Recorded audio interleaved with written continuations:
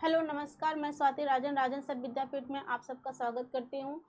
जैसा कि मैंने बताया कि मैं जो भी 16-17 दिन बचे हुए हैं उसमें हम लोग सारे क्वेश्चन सॉल्व कराएंगे। तो कल मैंने 2019 का प्रथम पाली का क्वेश्चन जो है यूपीपी का सॉल्व कराया था, लेकिन आपने देखा होगा कि उसमें स्पष्ट कुछ दिख नहीं रहा था क्योंकि हमारे पास पीपीटी था नहीं।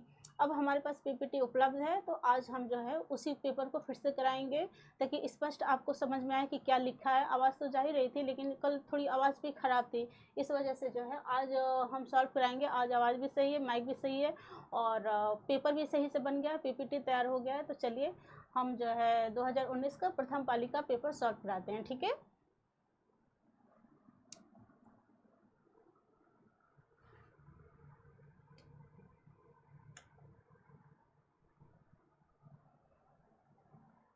ये देखिए आपका पहला क्वेश्चन क्या है।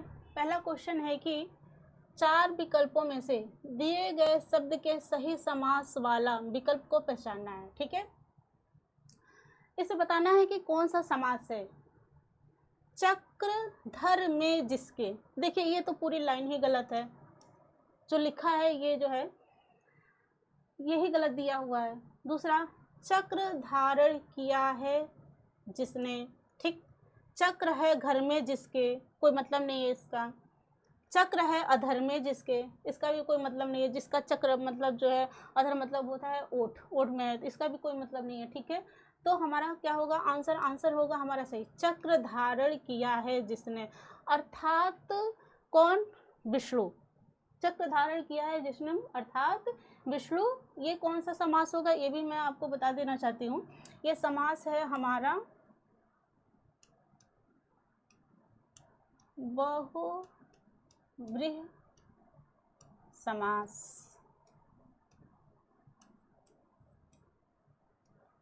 बहुव्रीहि समास क्या होता है, कहा जाए कुछ और अर्थ निकले उसका कुछ और, ठीक है। तो ये क्वेश्चन हो गया आपका। अगला क्वेश्चन देखिए,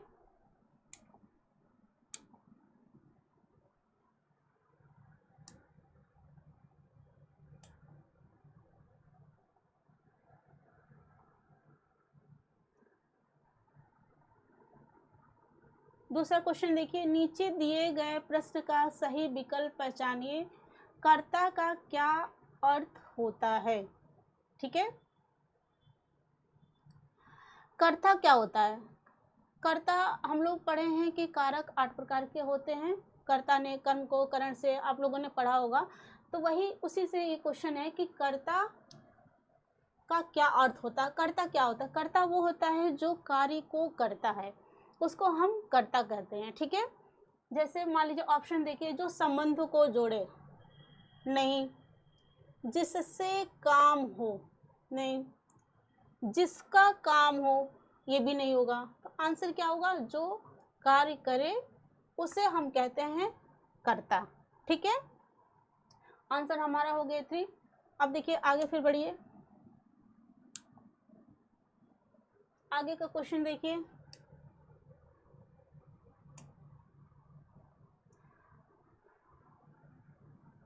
आज क्वेश्चन आप लोगों को स्पष्ट दिखाई दे रहा होगा, ठीक है। कल थोड़ा सा क्वेश्चन स्पष्ट दिखाई नहीं दे रहा था और आवाज़ में भी थोड़ी सी दिक्कत हो गई थी, लेकिन ऐसा नहीं है, अब सब सही है। आज का जो है देखिए क्लास में कोई भी गड़बड़ नहीं है। देखिए 4 विकल्प दिए गए हैं, हर क्वेश्चन में आपको 4 विकल्प दिया जाएगा जिनमें से सही विकल्प का चयन। शब्द वाक्य का सबसे अच्छा एक शब्द विकल्प क्या है। एक ऐसे क्वेश्चन क्या होता है कि एक वाक्य दिया रहता है, उस पूरे वाक्य के लिए हम एक शब्द ढूंढते हैं, ठीक है। जैसे मान लीजिए कि जो किसी के किए गए उपकार को नहीं मानता है, कृतघ्न, आपने पढ़ा होगा, वैसे ये भी है, ठीक है। रात में घूमने वाला, जो रात में घूमता है उसे क्या कहते हैं, ये पूरे शब्द का मतलब क्या कहते हैं। तपस्वी तो कहेंगे नहीं, ठीक। जो तपस्या करता है, ठीक, उसे तपस्वी कहेंगे। भ्रमणी, घूमने वाला, ठीक है, ये होगा नहीं। अचर, अचर का मतलब होता है अध खुला, ठीक है, तो ये होगा नहीं। क्वेश्चन हमारा क्या है, रात में घूमने वाला अर्थात निशाचर, ठीक है, आंसर हमारा होगा तीसरा निशाचर। आगे देखिए, अगला क्वेश्चन देखिए क्या दिया है। सब में 4 विकल्प हैं, ठीक है, बार बार इसे बताने की जरूरत नहीं है। दिए गए, सॉरी ये हमारा थोड़ा जो है, ठीक है, उस विकल्प का चयन करें जो शब्द, ये क्वेश्चन हमारा हो गया है, ये कैसे आ गया। अगला क्वेश्चन देखिए,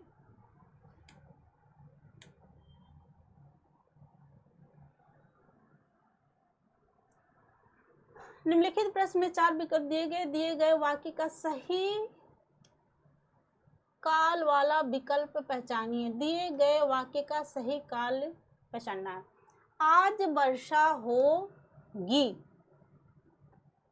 वर्षा हो नहीं रही है, ऐसा संभावना व्यक्त किया जा रहा है कि आज वर्षा होगी, लेकिन ना ये ऐसा भी नहीं है कि वर्षा कल हो गई है, वर्षा कल होने वाली है, ना ये भविष्य में है और ना ही ये हमारे भूत में है, ठीक है, मतलब आज वर्षा होगी, हो तो रहा है, बात वर्तमान काल की, वर्तमान काल की ही बात हो रही है, तो हम देखेंगे किसका क्या होगा। ठीक, सामान्य वर्तमान काल देखिए होगा नहीं, ठीक है, ये होता तो होती कि आज वर्षा हो रही है। सामान्य भविष्य काल ये होगा नहीं, भूतकाल तो आपका बिल्कुल भी नहीं होगा, तो क्या होगा, संभाव्य वर्तमान काल, इसका आंसर होगा बी।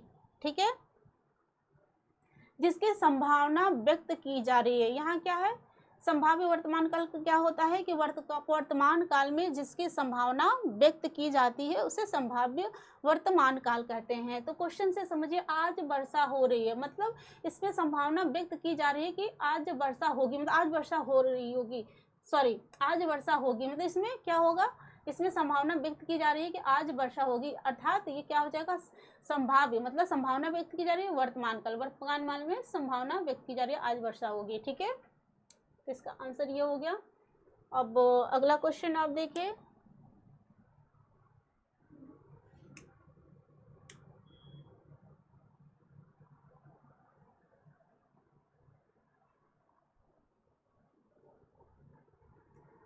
निम्नलिखित प्रश्न में 4 विकल्प दिए गए हैं, जिनमें से एक शब्द दिए गए अनेकार्थी। अनेकार्थी शब्द क्या होता है, जिसके अनेक अर्थ होते हैं, ठीक है, उसे अनेकार्थी शब्द कहते हैं। तो हमें क्या करना है, मुद्रा, मुद्रा एक शब्द दिया हुआ है, ठीक है, मुद्रा का हमें बताना है कि क्या आंसर होगा। मुद्रा का आंसर आपका होगा अनेकार्थी शब्द रूप। रूप, इसका और देख लीजिए क्या होगा, याद कर लीजिए, इसको भी जान जाइए, ये भी आकृति,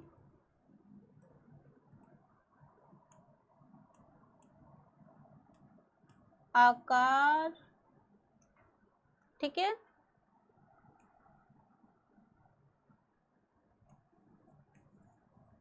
धन,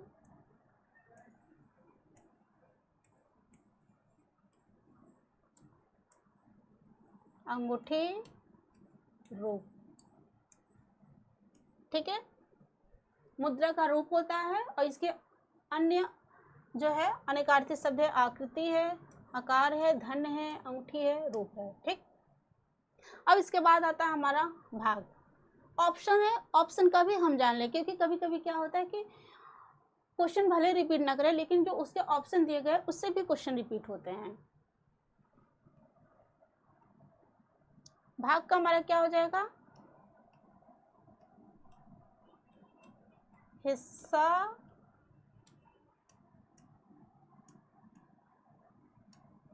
विभाजन। ठीक है, पर्वत, पर्वत का अनेकार्थी शब्द देख लीजिए, इसको हम हटा के थोड़ा सा जो है इधर कर देते हैं, इसका होगा वृक्ष, रत्न,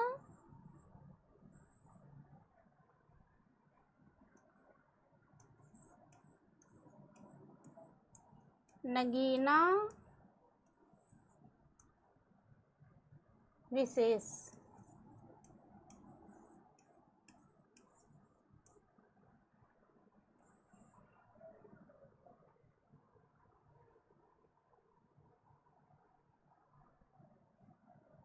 अब हमारा क्या बचा?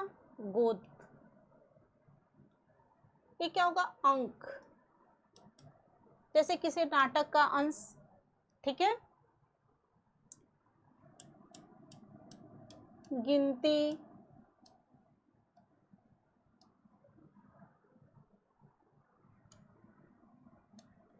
भाग्य,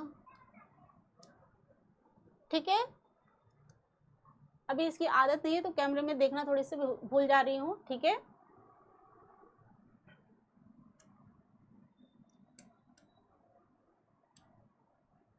ये भाग का है आपका चिन्ह,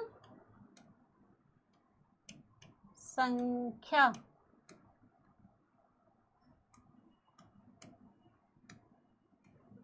ठीक।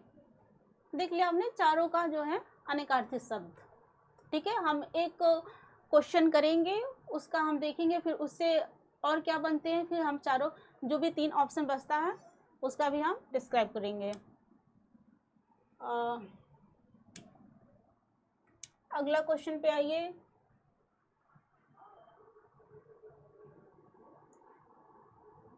अगला क्वेश्चन है कि 4 विकल्प हैं।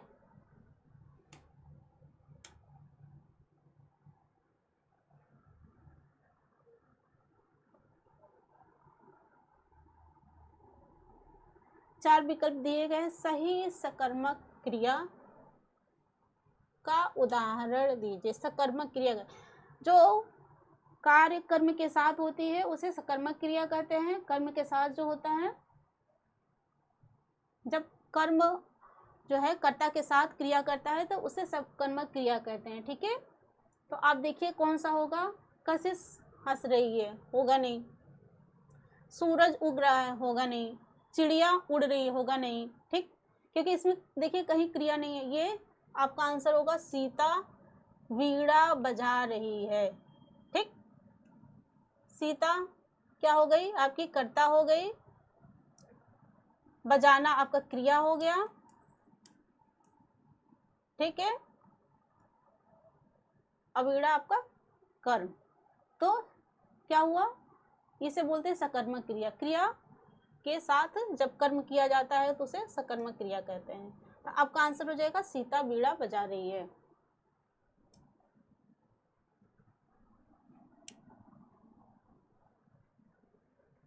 टाइम बहुत कम है और क्वेश्चन हमें बहुत ज़्यादा सॉल्व कराना है।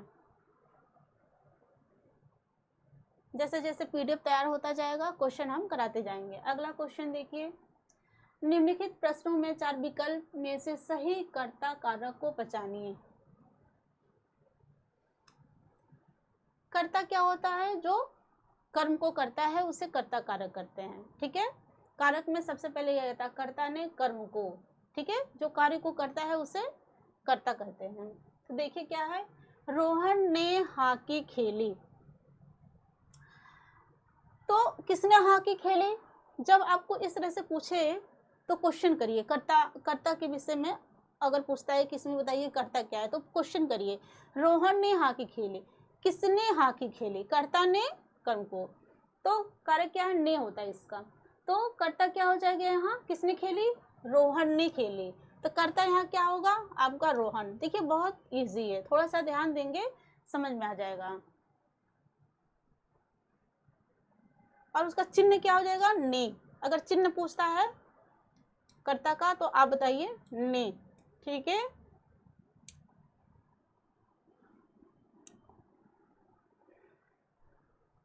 अगला क्वेश्चन,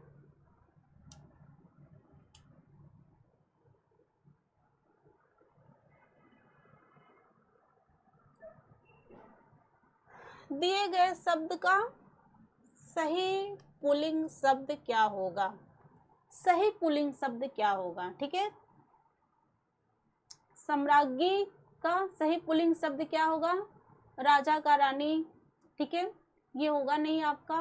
बादशाह होगा नहीं, ये देखिए उर्दू शब्द है। महाराजा होगा नहीं। तो आपका सही क्या होगा? सम्राट का होगा, सम्राज्ञी। ठीक है,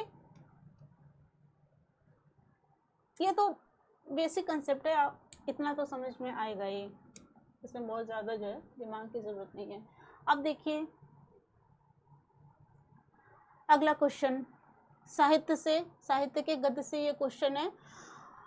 हमको टाइम मिलेगा तो साहित्य के गद्य से जितने क्वेश्चन पूछे गए हैं और पद्य से जितने भी क्वेश्चन किए गए हैं उसका एक पीडीएफ बनाए हैं, और आप लोग जो है राजन सर विद्यापीठ जो टेलीग्राम पे चैनल चलता है उससे भी आप लोग जुटिए, क्योंकि उस पर हम लोग पीडीएफ डालते जाएंगे, उसमें पीडीएफ डालते जाएंगे तो आपका रिवाइज होता जाएगा। हम अलग से जो है गद्य और पद्य की रचनाएं जो है कौन कौन से इंपॉर्टेंट है उसको लेके आएंगे कलेक्शन, आपको उसी मिलेगा। इसलिए लिंक को आप लिंक जो है सब्सक्राइब कर लीजिए आप लोग, राजन सर विद्यापीठ टेलीग्राम पे चैनल है।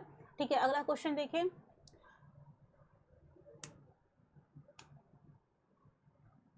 अगला क्वेश्चन है हमारा, अयोध्या सिंह उपाध्याय हरिऔध जी की प्रसिद्ध रचना कौन सी है? तो बताइए क्या है, ऑप्शन में क्या दिया है? झरना, प्रिय प्रवास, प्रेम प्रलाप, अंधा युग। ठीक, अगर हमें मान लीजिए कि सही आंसर इसका नहीं पता है, कि हमें नहीं याद आ रहा है कि क्या है, तो आप देखिए कि चारों ऑप्शन में किसका किसका कौन है। जैसे मान लीजिए आप देखिए झरना किसकी है? जयशंकर प्रसाद जी की। प्रसाद जी ने बहुत अच्छी अच्छी रचनाएं लिखी है। इनकी सबसे प्रसिद्ध रचना क्या है? आप लोग जानते होंगे, कमायनी, लहर,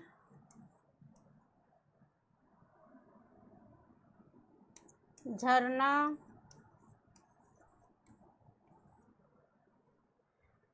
ये कमायनी क्या है? प्रसाद जी की बहुत ही कालजयी रचना इसको मानी जाती है। एक पूछ भी देता है कभी कभी, आपको एक आंसर क्वेश्चन पूछेगा कि प्रसाद जी की कालजयी रचना कौन सी है, तो आप बताएंगे क्या है? कमायनी है। ये आई थिंक मुझे लगता है कि जो है 1936 में आई थी ये बुक। ठीक है, इसमें मनु और श्रद्धा का जो है वर्णन किया गया है। बहुत ही प्रसिद्ध रचना है कमायनी इनकी। आंसू बहुत है, आंसू बहुत सी इनकी रचनाएं हैं। ठीक, प्रेम प्रलाप किसकी है?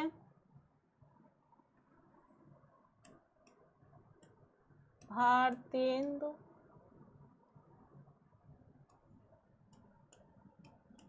हरिश्चंद्र। आपको पता है ना, भारतेंदु हरिश्चंद्र को जो है आधुनिक नाटक का मतलब जन्मदाता माना जाता है। क्या समझे? नाटक जयशंकर प्रसाद ने भी बहुत लिखी है, 3 नाटक है आई थिंक इनकी जो है, अब भारतेंदु की तो बहुत ही है। ये है प्रेम प्रलाप भारतेंदु का। अंधा युग देखिए किसकी है? क्वेश्चन से समझते जाइए आप, क्योंकि टाइम बहुत कम है। धर्मवीर भारती जी की है अंधा युग। इनकी एक और रचना देखिए, सूरज का 7वां घोड़ा।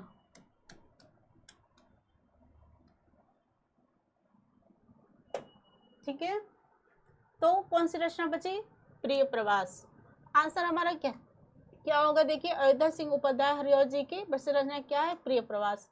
देखिए कोई ऑप्शन से आपने कितना जान लिया, ऑप्शन से ही आपने कितना देख लिया है ना? ऐसा ऑप्शन को ही डिस्क्राइब करते रहिए, आपका और तैयार होता जाएगा, क्योंकि टाइम नहीं है कि आप लेके पूरा पोथी बैठ जाएं और पढ़ें। क्वेश्चन पढ़िए, आंसर देखिए, उस आंसर से देखिए संबंधित और कितने प्रश्न बन सकते हैं। आगे देखिए, दिए गए शब्द का सही बहुवचन रूप वाला विकल्प पहचानिए। ठीक है, आप जानते ही होंगे बहुवचन कैसे बनाया जाता है। देखिए क्या है ये? चिड़िया। ये क्या है? एक वचन में। जब इसको हम बहुवचन में बनाएंगे तो क्या हो जाएगा आंसर? चिड़ियो होगा नहीं, चिड़ियाएँ, चिड़ाई कुछ नहीं होगा, इसका सीधा सा आंसर है चिड़िया। ठीक है, बस चंद्र बिंदु लगाइए, आपका आंसर मिल गया।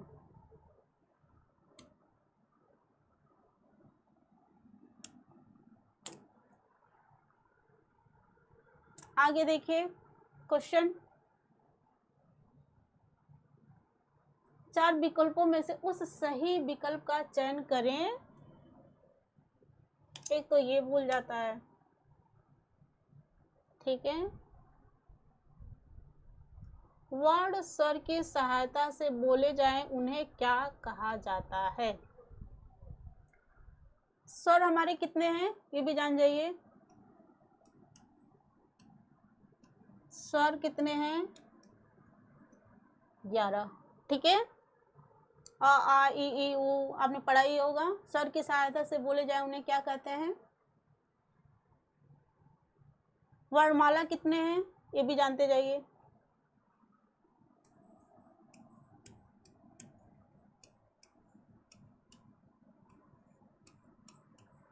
52। ठीक है, और ध्वनि क्या होती है? भाषा की सबसे छोटी इकाई को क्या बोलते हैं?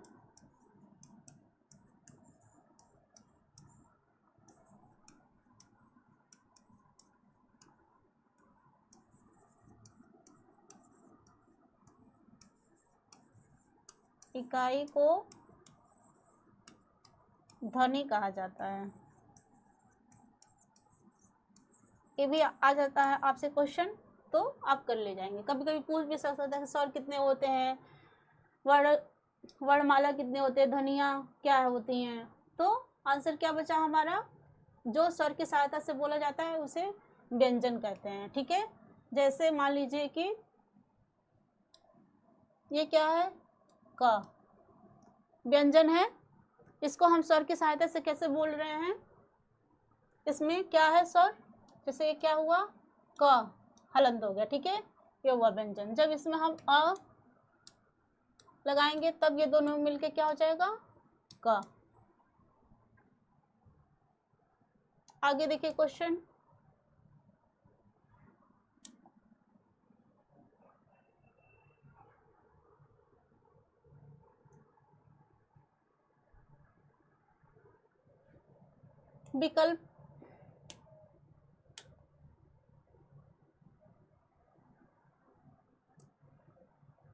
विकल्प का चयन करना है जो बताता है फणीश्वर नाथ रेणु द्वारा रचित उपन्यास कौन सा है। ठीक है, फिर आप वही ट्रिक अपनाइए। फणीश्वर नाथ रेणु द्वारा उपन्यास कौन सा है ये तो मैं बता ही दूंगी, लेकिन आप जानिए कि अन्य जो ऑप्शन दिए गए हैं वो किसके हैं। मधुशाला किसका है? हरिवंश राय बच्चन जी का है। ठीक है, हरिवंश राय बच्चन को आप जानते ही होंगे कौन है। नहीं जानते तो किताब खोलिए, थोड़ा सा इस पर रिसर्च करिए। मुद्रा राक्षक, ये एक भारतेंद्र जी ने कई तरह के नाटक लिखे हैं, कुछ अनुवादित हैं और कुछ ऐसे ही हैं। ठीक है, तो ये मुद्रा राक्षस जो है भारतेंद्र जी का नाटक है। ये भी जान जाइए कि एक नाटक है भारतेंद्र जी का, ये अनुवादित है। ठीक है,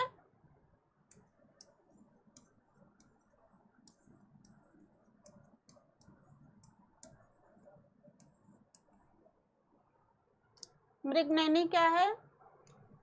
ये किसका है? वृंदावन लाल वर्मा जी का है। ठीक है, आंसर क्या हुआ हमारा? बी, मैला आंचल। ठीक है, हरीश्वर नाथ रेणु का मैला आंचल बहुत अच्छी बुक है, टाइम मिले तो कभी पढ़िए आप इसे, अच्छा लगेगा। 4 संज्ञा शब्द से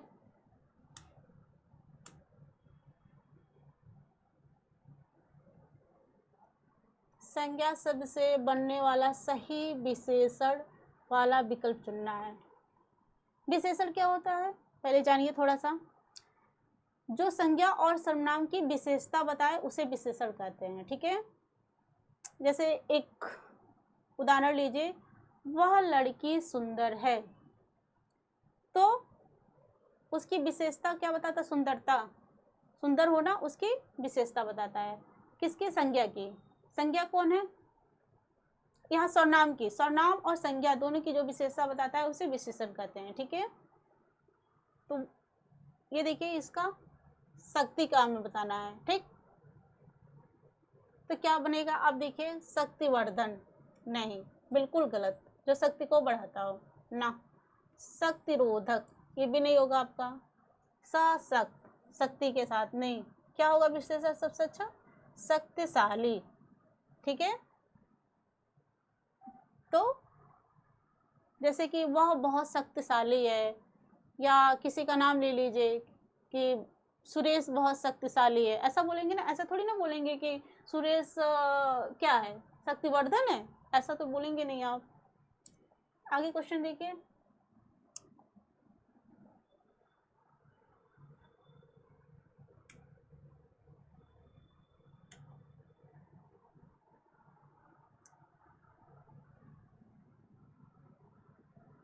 कौन सी इनमें से कौन सी मीराबाई द्वारा रचित रचना नहीं है?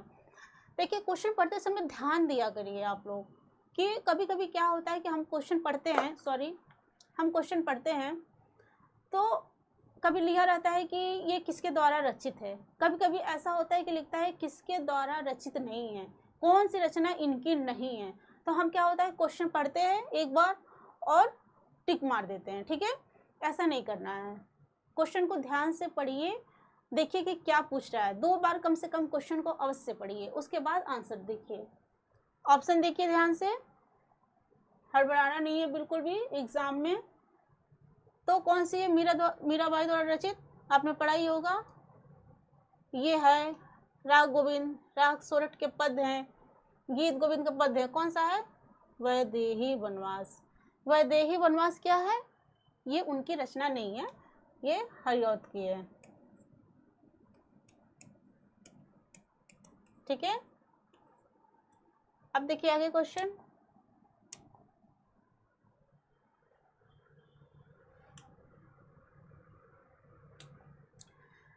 आगे का क्वेश्चन है,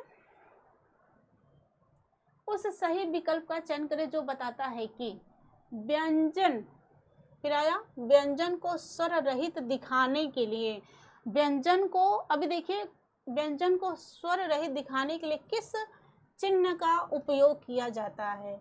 अभी मैंने आपको बताया था ना एक उदाहरण देके, ये क्या है? क, इसमें स्वर है, लेकिन जब हम स्वर हटा देते हैं तो ये क्या हो जाता है? ऐसे क। कौन सा स्वर हटाया हमने? अ। ठीक है, तो यही क्वेश्चन पूछ रहा है। ये देखिए कि व्यंजन को स्वर रहित करने के लिए कौन सा चिन्ह लगाया जाता है? अनुस्वार नहीं, अनुस्वार क्या था आप जानते होंगे। अनुनासिक नो, स्वर नहीं, क्या लगता है? हलंत। आपका आंसर क्या होगा? सी। क्या बोलते हैं इसको? ये जो हमने लगाया है यही हमारा हलंत है। ठीक है, तो स्वर निकाला तो व्यंजन बनाने के लिए हलंत। ठीक है, समझ में आया आपको? देखिए, एक ही क्वेश्चन 2 तरह के पूछे गए हैं, 2 तरह के एक ही क्वेश्चन पूछे गए हैं। ठीक है, आगे बढ़िए।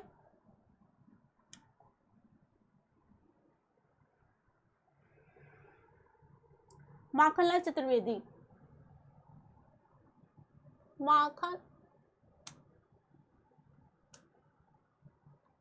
माखनलाल चतुर्वेदी को किस रचना के लिए साहित्य अकादमी पुरस्कार दिया गया? ठीक, ये जितनी भी रचनाएं दी गई हैं सब माखनलाल चतुर्वेदी की ही रचनाएं। हिम तरंगिनी, समर्पण, युग चरण, माता। ठीक है, ये चारों रचनाएं आपकी किसकी हैं? ये सभी रचनाएं इन्हीं की हैं। ठीक है, लेकिन क्या पूछ रहा है कि अकादमी, साहित्य अकादमी पुरस्कार किस रचना के लिए दिया गया था? तो साहित्य अकादमी पुरस्कार इनको दिया गया था हिम तरंगिणी। ठीक है। ये पुरस्कार इनको कब मिला था ये भी जान चाहिए, कभी कभी ये भी पूछ देता है, 1955 में। ठीक है, आगे बढ़िए।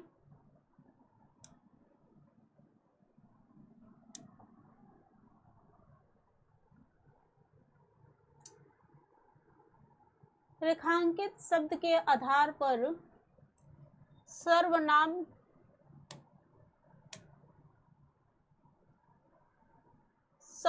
के सही भेद को पहचानना है। ठीक है, कोई आपसे मिलने आया है, कोई यहाँ क्या है, अंडरलाइन है। ठीक है, ये रेखांकित शब्द, कोई आपसे मिलने आया है, ये कौन सा सर्वनाम होगा?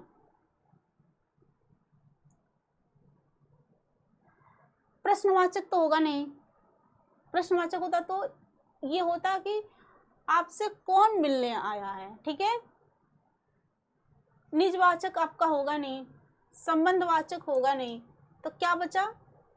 अनिश्चयवाचक। कोई, आप देखिए आंसर से ही समझिए इसका मतलब, आंसर है अनिश्चयवाचक सर्वनाम, जिसका कोई निश्चय नहीं है उसको क्या बोलते हैं? अनिश्चयवाचक सर्वनाम। तो कोई आपसे मिलने आया है, कौन मिलने आया है हमें नहीं पता है। ठीक है, तो क्या होगा?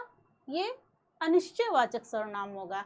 क्वेश्चन से ही जो है आपका आंसर निकल जा रहा है। थोड़ा क्वेश्चन को 2-3 बार ध्यान से दिमाग में पढ़िए, 2-3 बार पढ़िए, अब इतना जो है टफ नहीं है, ये आ जाएगा। अगला देखिए क्वेश्चन,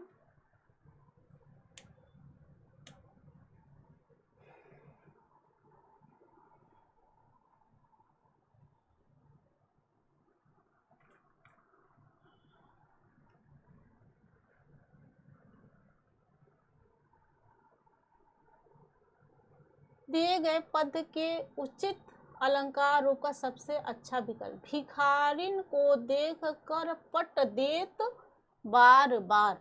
ठीक है, तो यहाँ आप देखिए कि जो पट शब्द है, ठीक,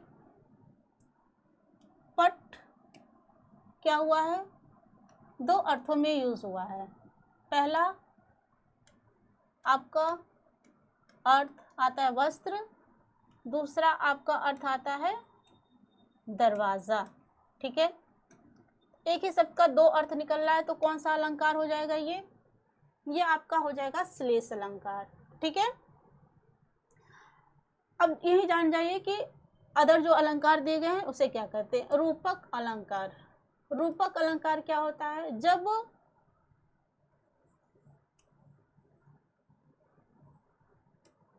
उपमेय एवं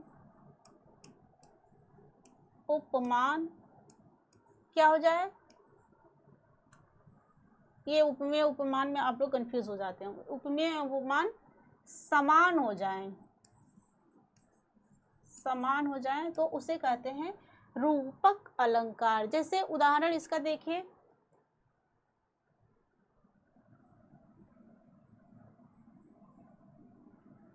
उदाहरण होगा मैया मैं तो चंद्र खिलौना लई हो। ठीक है,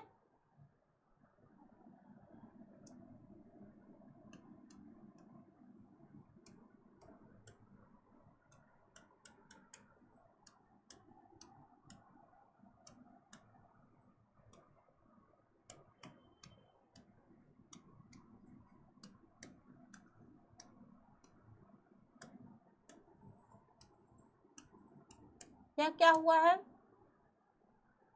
चंद्रमा के समान खिलौना हुआ ना। उपमेय और उपमान क्या हो गया? यहाँ पे समान हो गया है, तो चंद्रमा के समान खिलौना, तो क्या हुआ? ये रूपक अलंकार आपका उदाहरण है।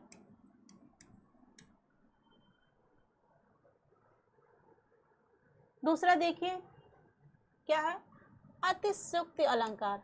अतिशयोक्ति अलंकार किसे कहते हैं? जहाँ किसी बात को बहुत बढ़ा चढ़ाकर कहा जाए उसे कहते हैं अतिशयोक्ति अलंकार। जैसे आपका एक उदाहरण है, हनुमान की पूंछ में लगन न पाई आग, सारी लंका जल गई, भागे देखत भागे निशाचर क्या है मतलब देख निशाचर भाग। ठीक है, उसका अर्थ समझिए कि मतलब हनुमान जी की पूंछ में अभी आग लग भी नहीं पाई, तब तक क्या हुआ, सारी लंका जल गई और सारे राक्षस वहां से भाग पड़े। कितना बढ़ा चढ़ाकर बात को कहा गया है। ठीक है, ये हो गया आपका अर्थशयोक्त अलंकार। अब हम जान जाएंगे उत्प्रेक्षा अलंकार। उत्प्रेक्षा क्या होता है, जहां, इसको मिटा देते हैं तब तक।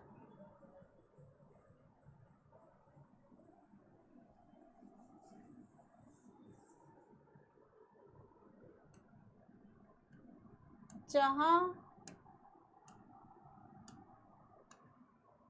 उपमेय में उपमान की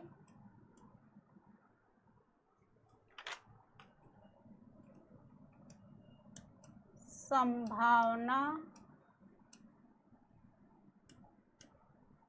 व्यक्त, अरे संभावना नहीं, सॉरी, हाँ उपमेय और उपमा, हाँ संभावना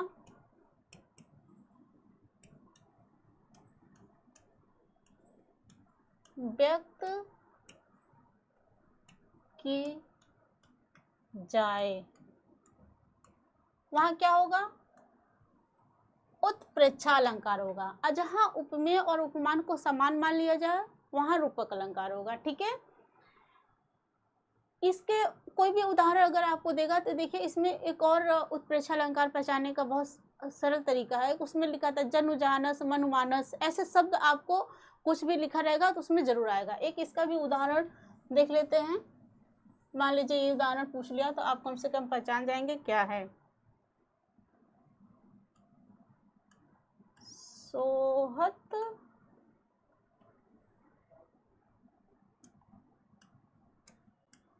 ओढ़े पीर पट, श्याम सलो गात,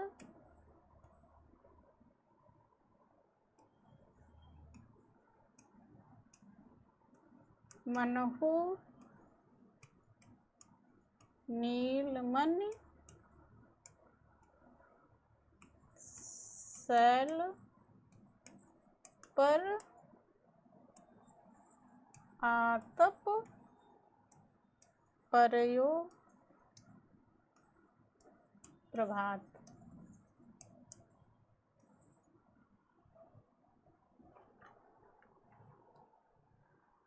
जो पीला वस्त्र उसने धारण किया है वो कैसा लग रहा है, जैसे नीलमणि, मतलब जो पर्वत है उस पे जो सूर्य की रोशनी आती है तो जो मतलब कि उस समय का आप ऐसा कह लीजिए आसान भाषा में कि जैसा वो मतलब प्रतीत होता है, वैसे ही जो है श्याम ने जो पीला वस्त्र पहना है वैसा प्रतीत होता है। एक और चीज मैंने बताया था कि जैसे मान लीजिए कि ये आपका आ जाए, ठीक है, और कहे कि आप इसको पहचानिए कि कौन सा अलंकार है, तो मैंने आपको बताया था कि उत्प्रेक्षा अलंकार में क्या होता है कि आरोप किया जाता है। उपमा में जो है क्या कहते हैं, उपमेय का। ठीक है, तो और एक और चीज हमने बताया था कि मनुमानस जैसे राजस। ठीक है, तो ये क्या है, ये देखिए हमने बताया ना, ये इसको देख के भी आप पहचान सकते हैं कि ये उत्प्रेक्षा अलंकार है।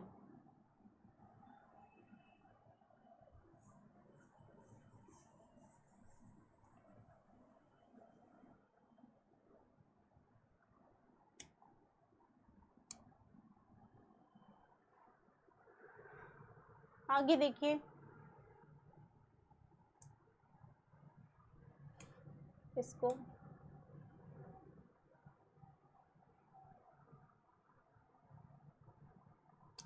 निम्नलिखित प्रश्न में 4 विकल्प में से उस सही विकल्प का चयन करिए। रेखांकित शब्दों के सही अव्यय के भेद को सबने उसे बुरा कहा लेकिन वह अच्छा बना।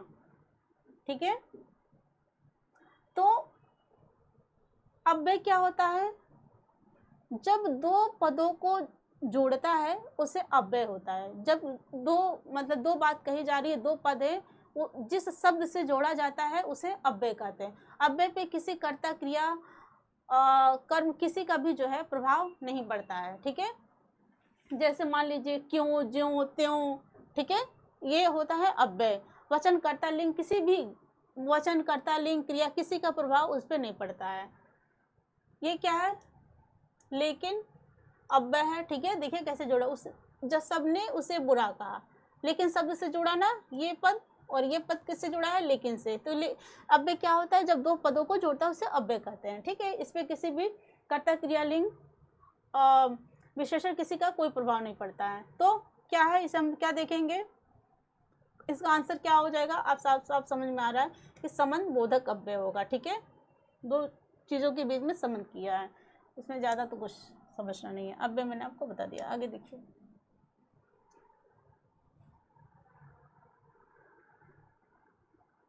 ये शुद्ध और अशुद्ध, आप लोग की शुद्ध और अशुद्ध की वर्तनी है, पहचानिए, उसमें ये आता है। देखिए, अशुद्ध वाक्य के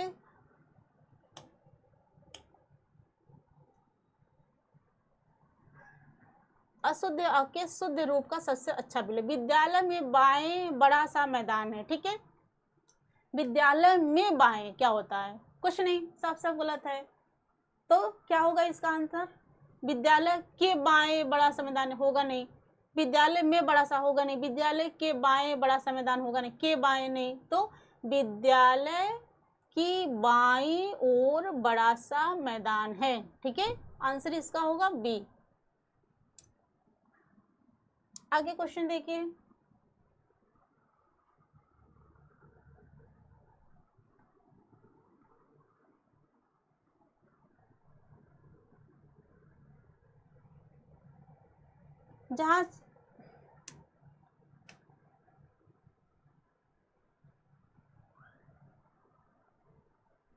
जहां छंद में सभी चरण समान हो उसे क्या कहा जाता है, उसे कहा जाता है सभी चरण समान हो। देखिए क्वेश्चन से ही पता चल रहा है क्या कहने का मतलब है, सभी चरण समान हो अर्थात सममात्रिक छंद। सममात्रिक छंद का उदाहरण देखिए क्या होता है, चौपाई।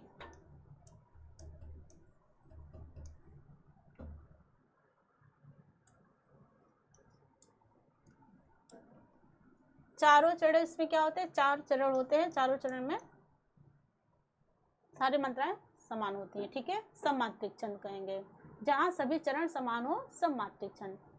विषम मात्रिक छंद देखिए, इसमें 6 चरण होते हैं, ठीक। मात्रिक, सभी चरण में मात्राओं की संख्या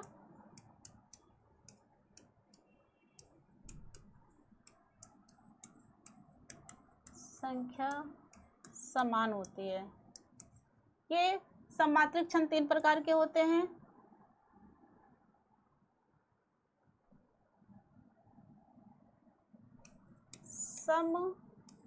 सममात्रिक,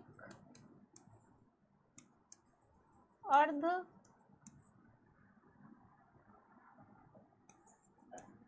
मात्रिक और विषम मात्रिक, ठीक है। अर्धमात्रिक में भी देख लीजिए, इसमें भी 4 चरण होते हैं, ठीक है। 4 चरण इसमें भी होगा। इसमें क्या होता है, पहला चरण और तीसरा चरण एक जैसा होता है, और दूसरा और चौथा चरण एक जैसा होता है। पहला और तीसरा और दूसरा और चौथा अर्धमात्रिक छंद में होते हैं, 4 चरण होते हैं, ठीक है। अगला क्वेश्चन देखिए,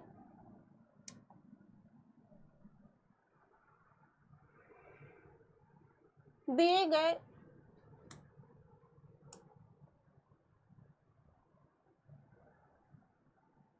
गए मुहावरे का सही अर्थ वाला विकल्प बताना है। घाट घाट का पानी पीना क्या होगा, प्यास बुझाना होगा नहीं, खुशी मनाना होगा नहीं, लज्जित होना ये भी नहीं होगा, तो क्या होगा, बहुत अनुभवी होना। जो घाट घाट का पानी पिया है अर्थात बहुत ठोकरे खाया है, जिसको हर चीज की समझ हो गई है, तो आंसर क्या होगा, बहुत अनुभवी होना, घाट घाट का पानी पी, अर्थात बहुत अनुभवी होना। अगला देखिए,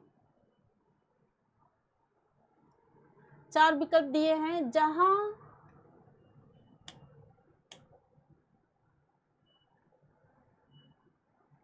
किसी हानि के कारण शोक भाव उपस्थित होता है वहां किस भाव की उपस्थिति रहती है। हास्य, पहले देखिए हास्य, हंसी, ठीक, आपको सबसे पता चल रहा है, वीर, उत्साह, वात्सल्य होगा नहीं, प्रेम, तो क्या है, करोड़, इसका आंसर होगा करोड़। ये आपका रस से संबंधित प्रश्न है। रस कितने प्रकार के होते हैं, 8 प्रकार के होते हैं, ये भी जान जाइए, ठीक है। 2 रस बाद में जोड़े गए हैं, वात्सल्य रस भी बाद में ही जोड़ा गया है। रसों की संख्या कितनी है, संख्या है, ठीक है।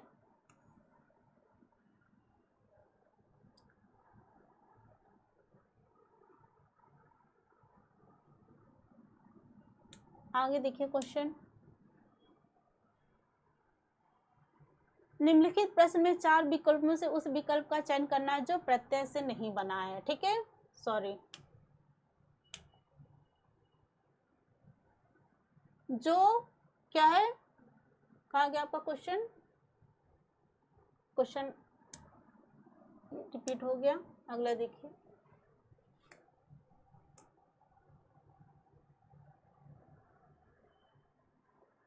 जो प्रत्यय से नहीं बना है। प्रत्यय क्या होता है, ये जान जाइए, प्रत्यय होता है जो किसी शब्द के पीछे लगता है और उसके अर्थ में परिवर्तन कर देता है, उसे प्रत्यय कहते हैं। और उपसर्ग क्या होता है, जो किसी शब्द के पहले लगता है और उसके अर्थ में परिवर्तन कर देता है, उसे उपसर्ग करते हैं, ठीक है। उपसर्गों की संख्या 22 होती है, कभी कभी जो है हिंदी में उपसर्गों की संख्या 22 होती है, कभी कभी ऐसे भी क्वेश्चन हो जाते हैं कि उपसर्गों की संख्या 22 होती है, ठीक है। हम देखते हैं जो क्वेश्चन पूछ रहा है उसको कि प्रत्यय से नहीं बना है। अब ये देखिए क्या है, ये है आपका शिष्या, इसमें देखिए प्रत्यय लगा हुआ है, कौन सा प्रत्यय, आ प्रत्यय, ठीक है। दयामय, मैं प्रत्यय लगा है। शेरनी, नी प्रत्यय लगा है। अब क्या बचा, परिचय, इसमें प्रत्यय नहीं लगा, इसमें क्या लगा है, इसमें लगा है उपसर्ग, ठीक है। परिचय में क्या लगा है हमारा, उपसर्ग, उपसर्ग लगा है, ठीक है।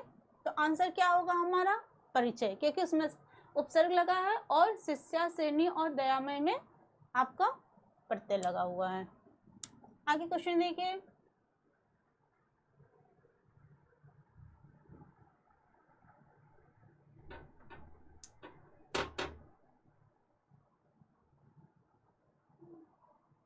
एक मिनट रुकिए।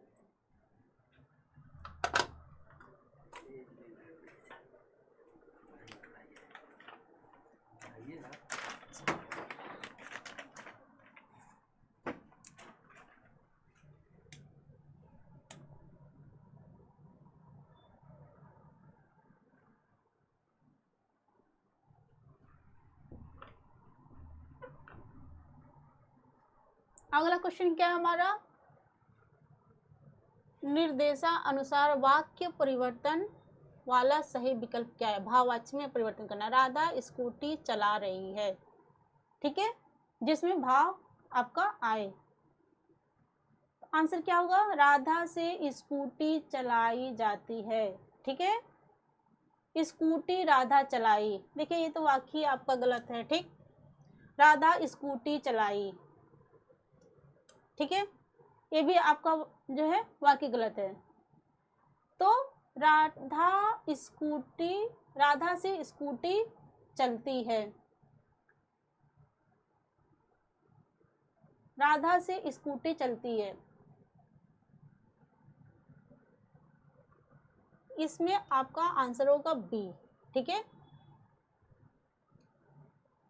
इसमें क्या हुआ, एक भाव उत्पन्न हुआ, राधा से स्कूटी चलती है।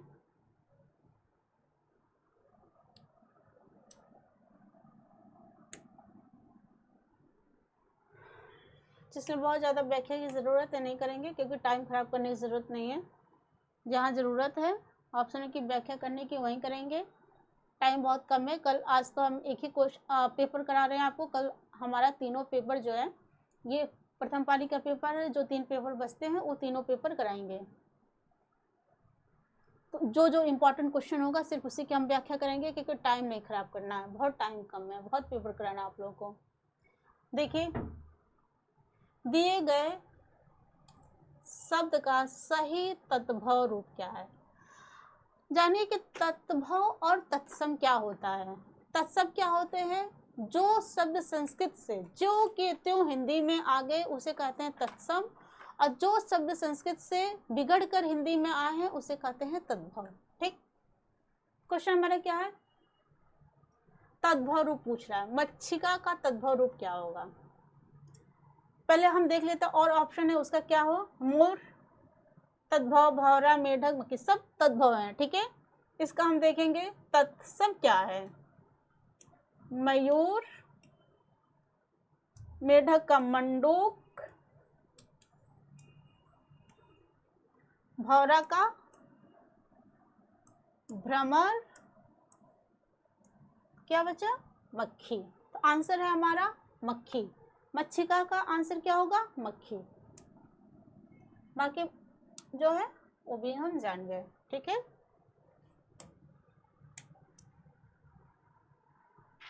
आगे देखिए, उद्धरण चिन्ह का, उद्धरण चिन्ह पूछ रहा है। उद्धरण चिन्ह क्या होता है। एक दिन हम उद्धरण चिन्ह बहुत छोटा सा है, आपको उसे थोड़ा सा डिटेल बताएंगे सारे उद्धरण चिन्हों का। ठीक है, पद श्री, श्रीमती श्यामा चूना। ठीक है, ये क्या है, आंसर हमारा ए है। ठीक है, पहले मैं आपको बताती हूँ आंसर ये है। उद्धरण चिन्ह क्या होते हैं, 2 प्रकार के होते हैं, एक ये और एक ये, इन्वर्टेड कामा इंग्लिश में बोलते हैं। ठीक,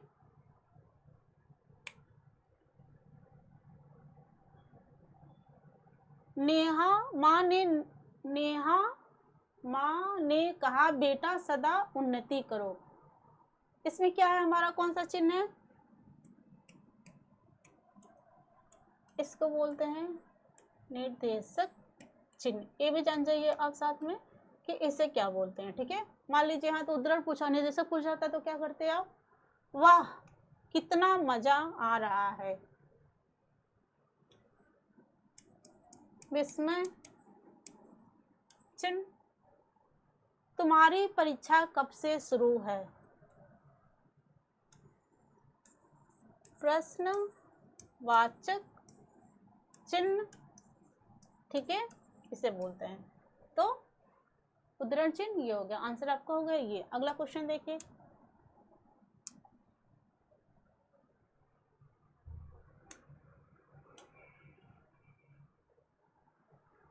इसमें क्या पूछा है, विपरीत अर्थ वाला विकल्प चुनिए। ठीक है, किसका विपरीत अर्थ बताना है, सन्यासी का। ठीक, सन्यासी का क्या होगा, पहले देख लीजिए, शिष्ट। शिष्ट का विपरीत अर्थ क्या होगा, अशिष्ट। बैरागी आपका सन्यासी जैसा ही ये शब्द है। सुलभ का असुलभ। तो सन्यासी का क्या हो गया, जिसने सन्यास ले लिया, जिससे किसी दुनियादारी से कोई मतलब नहीं है, सन्यासी। और गृहस्थ, गृहस्थ जीवन में तो बहुत दुनियादारी से मतलब है, लोगों को पता ही होगा आपको।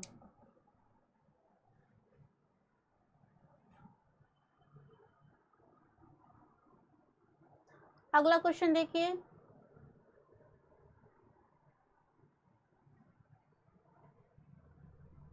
एक मिनट,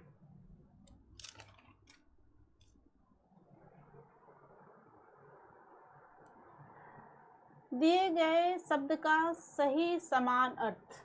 समानार्थी एक आपके सिलेबस में है ना, समानार्थी।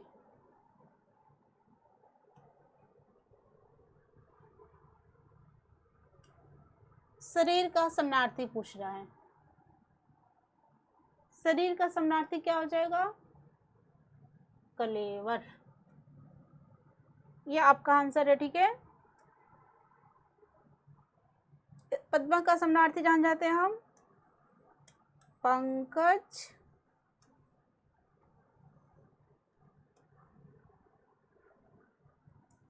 नीरज,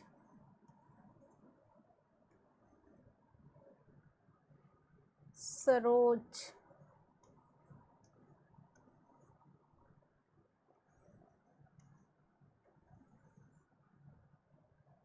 बिटप का मतलब क्या होता है? इसका समानार्थी वृक्ष। महिला आप जानते ही हैं, स्त्री। आंसर क्या हो शरीर का? कलेवर।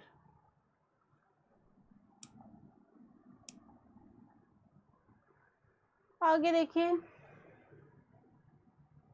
निम्नलिखित प्रश्न में 4 विकल्पों में से उस विकल्प का चयन करना है जो सही संधि विच्छेद वाला विकल्प हो। नारीच्छा,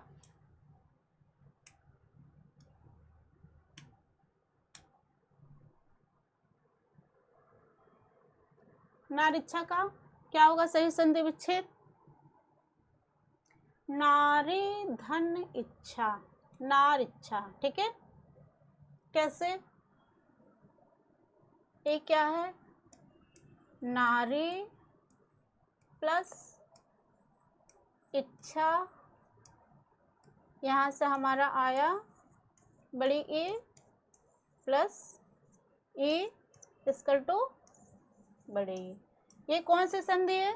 कभी आपसे पूछ रही कि नारीच्छा कौन सी संधि है, क्या बताएंगे आप? दीर्घ संधि। इसमें क्या होता है दीर्घ संधि में? अ प्लस आ हो जाएगा, अ प्लस आ ए प्लस ए बड़ी ए प्लस बड़ी ए बड़ी ए, ऐसे ही आपका ऊ प्लस ऊ प्लस बड़ा ऊ, ठीक है, ऐसे हो जाता है। इसे बोलते हैं दीर्घ संधि। आगे देखिए क्वेश्चन,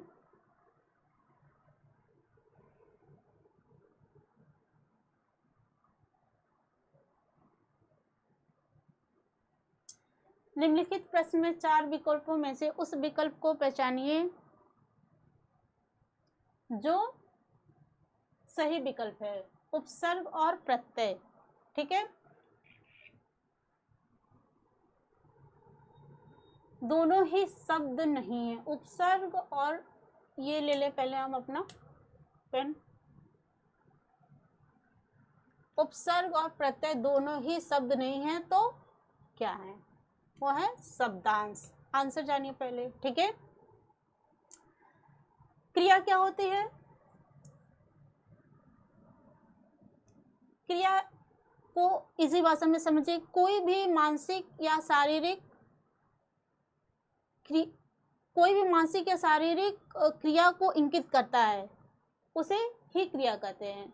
जैसे कि मान लीजिए, उदाहरण से समझिए, जैसे खेलना शारीरिक काम है ना, पढ़ना,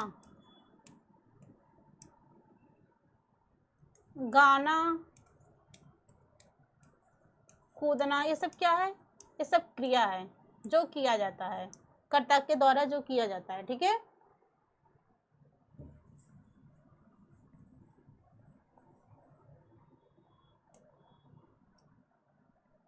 अव्यय मैंने आपको बताया था ये एक क्वेश्चन में कि अव्यय पे क्या होता है, किसी भी कर्ता लिंग वचन कारक किसी का प्रभाव नहीं पड़ता है, उसे बोलते हैं अव्यय, ठीक है। सर्वनाम क्या होता है? सर्वनाम जानिए, जहां संज्ञा के स्थान पे जिसका उपयोग किया जाता है उसे सर्वनाम कहते हैं। जैसे मैं, तुम, वह, ये, वे, ये सब क्या है? सर्वनाम है। संज्ञा के स्थान पे ये प्रयुक्त होते हैं, इसे सर्वनाम कहते हैं, ठीक है। आगे देखिए,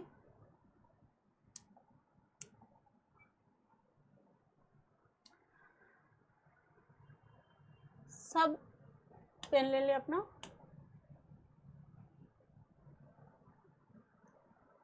सही शब्द का चयन करिए ठीक है। विकल्प 4 दिए हैं, निश्चित, तरफ, इच्छा और गरीब। नियत, नियत का सही अर्थ क्या होगा? सही विकल्प इसमें देखिए क्या है, नियत मतलब निश्चित, ठीक है। तरफ कोई मतलब नहीं, इस तरफ उस तरफ। इच्छा,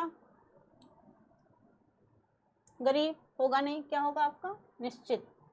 इसमें ज़्यादा कुछ समझने की ज़रूरत नहीं है, कुछ चीज़ें रटिए भी। ये देखिए इस तरह के भी क्वेश्चन आपको पूछे जाएंगे। देख रहा है आप लोगों ने, पैराग्राफ देगा, उस पैराग्राफ को पढ़ना है, फिर उसका उसमें क्वेश्चन दिया होगा कुछ, उसी क्वेश्चन को जो है हम पैराग्राफ पढ़ेंगे और उससे निकालेंगे। पैराग्राफ हम कैसे पढ़ेंगे? पहले हम क्या करेंगे, जल्दी जल्दी एक बार क्वेश्चन देख लेंगे, ठीक है। उसके बाद पूरा पैराग्राफ पढ़ेंगे, एक बार पढ़ेंगे, ठीक। फिर क्वेश्चन तो हम एक बार देख ही चुके हैं। एग्जाम में देखिए दिमाग बहुत तेज काम करता है। ये मत सोचिए कि जो है हम क्वेश्चन देखेंगे, घर पे आप क्वेश्चन देख के पैराग्राफ पढ़ेंगे, भले ना हो पाए, लेकिन एग्जाम में आप एक बार क्वेश्चन देंगे, क्वेश्चन आपको याद हो जाएगा। उस समय आपका दिमाग 100% काम करता है।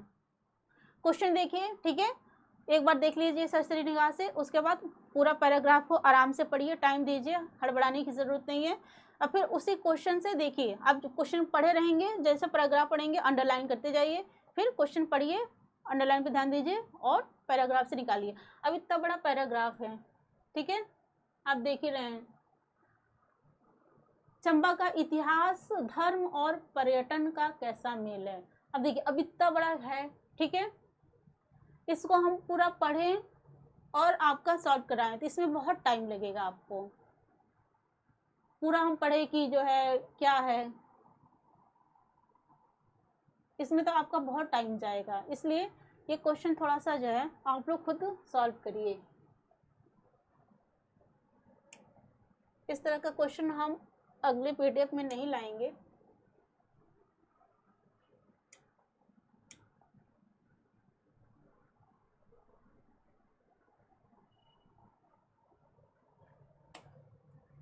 इसका हम नहीं बनवाएंगे, क्योंकि इसका जो है अगर आपकी डिमांड होगी आप मैसेज करिएगा तो हम 10-12 पैराग्राफ अलग से लेकर आएंगे। उसको किसी दिन एक दिन जो है पैराग्राफ ही कराएंगे, पैराग्राफ पढ़ के फिर दिखाएंगे कि कैसे क्वेश्चन किया जाता है।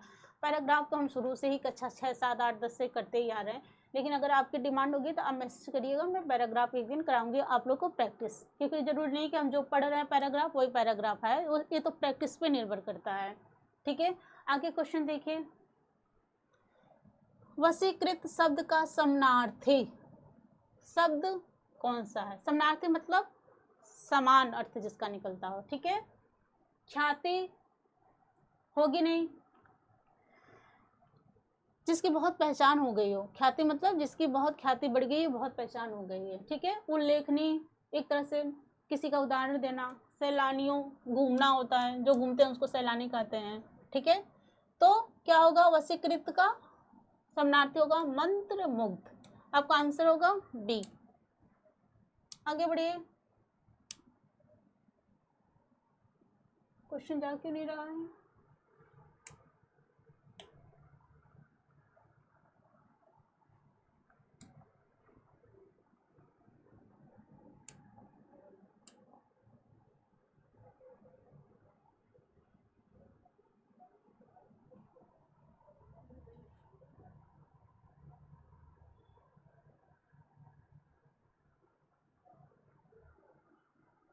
क्वेश्चन आपका समाप्त हो गया, ठीक है। ये पैराग्राफ था आपका लास्ट और ये आपका लास्ट क्वेश्चन था, ठीक है। मैं इसमें टिक मार दूं।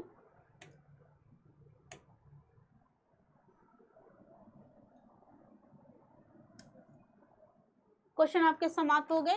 क्लास आज यहीं समाप्त की जाती है, लेकिन कल हम जो है 3 पेपर कराएंगे, ठीक है। आपकी क्लास बड़ी भी हो सकती है, 1-1.5 घंटे की, और जहाँ ज़रूरी होगा वही हम व्याख्या करेंगे, जहाँ जरूरी नहीं होगा हम आगे बढ़ जाएंगे। आप पैराग्राफ से संबंधित क्वेश्चन हम नहीं कराएंगे। अगर आपकी डिमांड होगी तो पैराग्राफ जो है हम अलग से किसी दिन क्लास ले लेंगे, ठीक है। चलिए अपने कमेंट में बताइएगा कि आपको क्लास कैसे लगी। तब तक के लिए नमस्कार।